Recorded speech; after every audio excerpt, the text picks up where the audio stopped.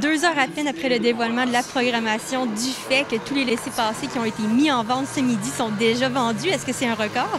Absolument. Un record, c'est dur à croire. Écoute, ça fait 12 ans que je fais le FEC.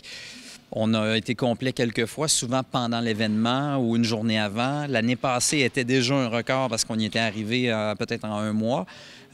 Et là, je suis sans mots. Merci, merci Québec. Les gens vous font confiance, les yeux fermés. Et là, ce qu'ils vont découvrir, c'est une programmation où le rock a une bonne place, je crois. Oui, le rock a une bonne place. Il est surtout plus visible. Je pense que l'équilibre est là. De la même façon, c'est sacré pour nous d'avoir cet équilibre-là, de permettre à tous les publics d'apprécier l'événement. Mais cette année, évidemment, c'est dur de voir derrière les arbres aussi imposants que sont, évidemment, Green Day, Foo Fighters, Weezer, Imagine Dragons, qui rock aussi, même si on est plus dans l'univers du pop-rock. Mais il y a tout le reste. Il y a Lana Del Rey, il y a Zach Bryan, il y a Pitbull. Il y a toute cette programmation-là très chargée au Parc de la Francophonie qui va dans toutes sortes de directions avec Christine and the Queen et The Smile, Jessie Reyez. Et il y a aussi beaucoup de francophones. À chaque soir, on a des têtes d'affiche en français. Donc, les 3 accords, les Cowboys fringants, Cœur de pirate, Patrice Michaud et d'autres, Gab Bouchard.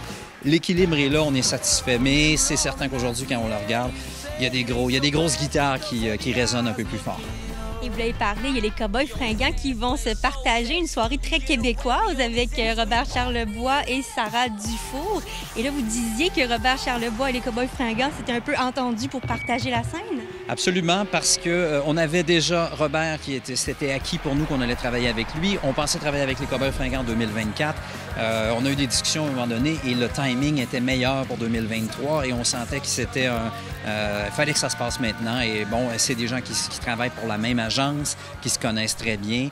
Il y a eu de la collaboration et Robert Charlebois ne sera pas une première partie. Il va faire un vrai concert complet, 75 minutes, la production complète avec les 4 écrans IMAG. On veut voir ce show-là, le Charleboiscope, je me souviens plus du nom. Bref, on veut voir ce grand show-là que beaucoup de gens ont vu déjà, mais à un autre niveau. Vraiment, il va l'amener avec cette production-là et des surprises. Donc, c'est pratiquement un programme double. Et évidemment, les Cowboys fringants à qui on donne une carte blanche et à qui on donne les moyens d'aller le plus loin possible, le plus loin où ils ont pu aller jusqu'à maintenant. Et est-ce qu'il y a d'autres cartes blanches qui ont été distribuées dans cette programmation? Les 3 accords aussi, c'est la reprise de celle de 2020 qui a été annulée pour la pandémie. Et on va par contre revoir le concept avec eux. Il y a un nouvel album qui est arrivé. Les 3 accords sont ailleurs. Bleu Jeans Bleu est beaucoup plus important aussi aujourd'hui. Donc ce show-là est encore plus grand. Et puis on a hâte de voir, on va en discuter avec eux dans les prochaines semaines pour voir quelle direction tout ça va prendre.